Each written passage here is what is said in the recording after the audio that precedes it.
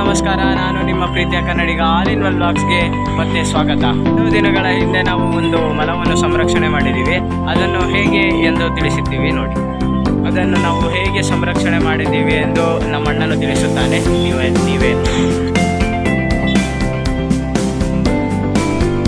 ಇದೇ ಸಂರಕ್ಷಣೆಯಾಗಿರುವ ಮೊಲ.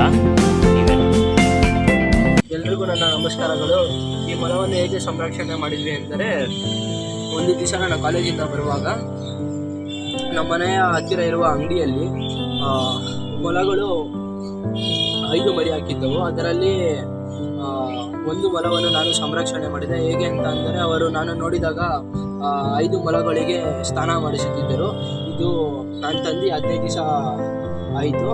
15 ದಿವಸದ ಹಿಂದೆಯೇ ಇದು ತುಂಬ ಚಿಕ್ಕದಾಗಿತ್ತು.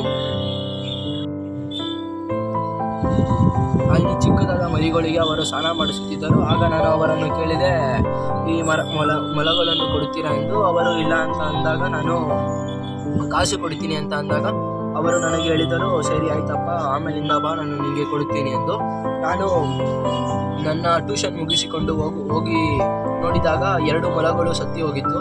ಆಗ ಉಳಿದಿದ್ದು 3 ಮೊಲ. ಅದರಲ್ಲಿ ಇದೊಂದೇ ತುಂಬ ಆರೋಗ್ಯವಾಗಿ ಇದ್ದಿದ್ದು, ಇನ್ನೆರಡು ಸಾಯುವ ಪರಿಸ್ಥಿತಿಯಲ್ಲಿತ್ತು.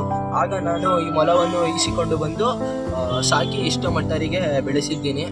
ಈಗ ಇದರ ಆಹಾರ ಪದ್ಧತಿ ಬಂದು ಕ್ಯಾರೆಟ್, ಬೀಟ್ರೋಟ್, ಕೊತ್ತಂಬರಿ, ಪುದೀನ ಇಂಥದ್ದು ಹಲವಾರು ಆಹಾರಗಳನ್ನು ನಾನು ನೀಡುತ್ತೀನಿ ಇದಕ್ಕೆ. ಇದರ ಹೆಸರು ಬಂದು ದೇವು ಎಂದು. ನೋಡ್ಬೋದು, ಇವಾಗ ತುಂಬ ತುಂಟ ಇದ್ದಾನೆ.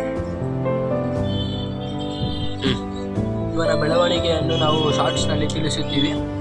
ನಿಮಗೆ ಈ ವಿಡಿಯೋ ಇಷ್ಟ ಆದಲ್ಲಿ ಲೈಕ್, ಶೇರ್, ಸಬ್ಸ್ಕ್ರೈಬ್ ಮಾಡಿ. ನಿಮ್ಮ ಪ್ರೀತಿಯ ಕನ್ನಡಿಗರನ್ನು